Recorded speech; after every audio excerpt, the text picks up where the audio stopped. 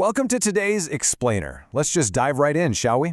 For decades, there's been this lingering phantom hanging around the music studio, striking absolute dread into the hearts of students and, let's be real, parents too. Yeah, we're talking about the dreaded sight reading. But today, we're exploring a totally transformative approach.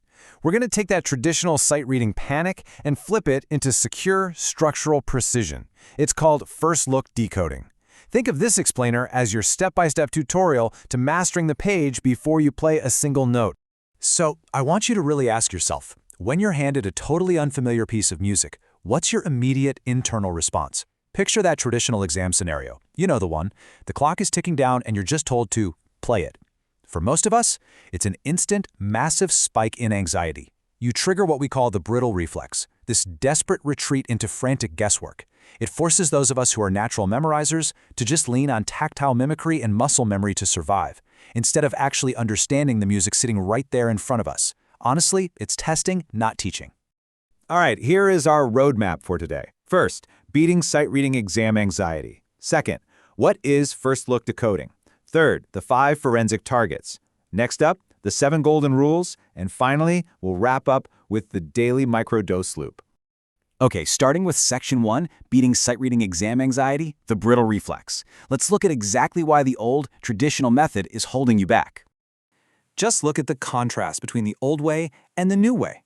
Traditional sight reading asks you to decode a foreign language under immense pressure. But get this, it never actually gives you the structural dictionary to do it. Your mindset is completely reactive, anxious, and survival-driven. You're reading note by note. That's literally like trying to read a book by sounding out individual letters.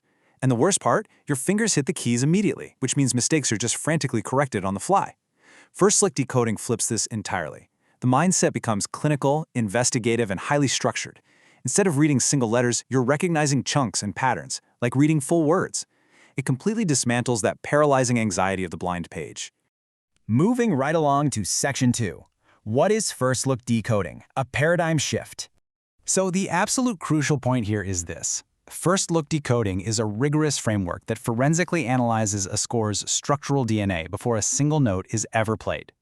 In the Trickwit Music Education Program's guild system, a student who is transitioning into a journeyman craftsman uses this exact framework. It essentially turns you into a musical detective. The actual execution, that happens entirely away from the keyboard first.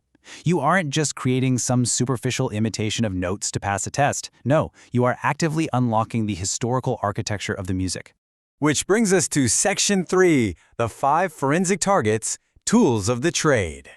Look, before your fingers even brush the piano lid, you need to open your physical music journal. Think of these 5 forensic targets as your mandatory everyday checklist. Number 1, chord ID. This blocks out the underlying harmonic pillars. Second, interval ID, to calculate the spatial distance and the geometric contour of the melody. Third is octave ID, where you locate your register parameters and map out potential hand traps. Fourth, we have the schemata spotter. This is where you identify the historical architectural building blocks used by masters like Bach and Mozart.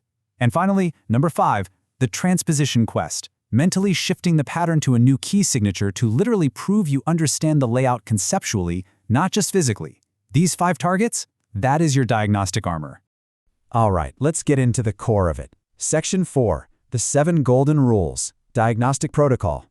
Let's put this into practice, step by step.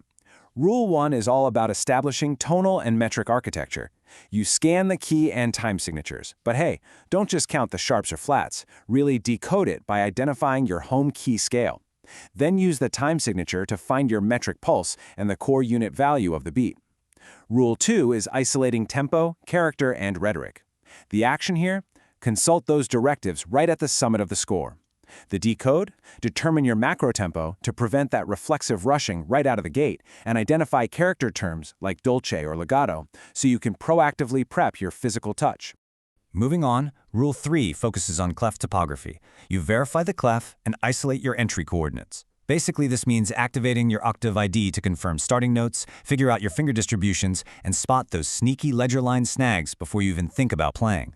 Rule 4 is all about locating rhythmic traps to stabilize your pulse.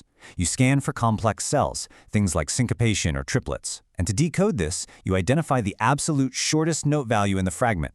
That tiny micro-unit becomes your baseline counting speed, which completely locks in your internal pulse. Next up, Rule 5 tells us to intercept accidentals and anomalies. You want to look ahead for any accidentals outside the key signature or sudden clef changes. When you're decoding, trace if the accidental carries through the measure and note in your journal if it's a modulation pivot point, like a Schubert shift.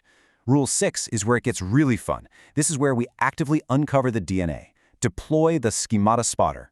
The action is identifying recurring architectural patterns. The decode is actually naming the historical devices at play. Is it a Meyer, a printer, maybe a Fonte sequence? Name it to tame it. Finally, we hit Rule 7. And I really want to emphasize this because it's an absolutely crucial journeyman's law. Benchmark the absolute hardest part. You need to locate the single most complex bar, the highest register peak, or the largest physical leap. Then, mentally rehearse navigating that tactical hurdle. The reason why this matters is so simple but so important. Your overall performance tempo must be dictated entirely by how cleanly and securely you can execute this specific, most difficult bar on the whole page. Let's wrap things up with Section 5, the daily microdose loop, intentional habits. Because true musical literacy, it's not something you just cram into a frantic half-hour lesson once a week. No way. It's built through small, intentional daily habits. Enter the daily microdose loop. Let's break down exactly how this works. You take a short 2 to 4 bar fragment from a historical training text, something like Arthur Somerville's. Step 1 is the decode. You spend exactly 3 minutes, yes, just 3, running your 5-point checklist in your journal. Find the home key, spot the underlying chord progression, mark that hardest physical leap. Step 2 is verify. Record just one slow, perfectly steady performance pass of those 2 bars based entirely on your analysis. And step 3 is discharge. Share your audio and journal proof back to your guild group. 3 minutes of analysis, 1 perfect pass. That's the daily ritual. By shifting our focus from mindless mechanical reproduction to real structural creation, we are reviving this deep, Renaissance-style apprenticeship model. When you truly understand the architectural devices under the hood of a piece of music, the fear simply vanishes. Rote repetition is replaced by secure, intellectual knowledge. You're no longer just learning to play a piece until you can kind of wing it. You are internalizing the structural architecture so well that the piece remains securely in your mind forever. So, I'm going to leave you with this final thought. If your current approach involves a brittle reflex, a note-by-note survival tactic, or rapid physical mimicry, well, your tools will probably reach their natural ceiling. It's time to step up into a higher level of master craftsmanship. Are you ready to trade in the blind page and the panic of the exam clock for secure structural precision? Are you ready to stop just reading notes and start actually decoding the minds of the greats? Thank you for joining me for this explainer, and I truly hope this framework completely transforms the way you look at a new score.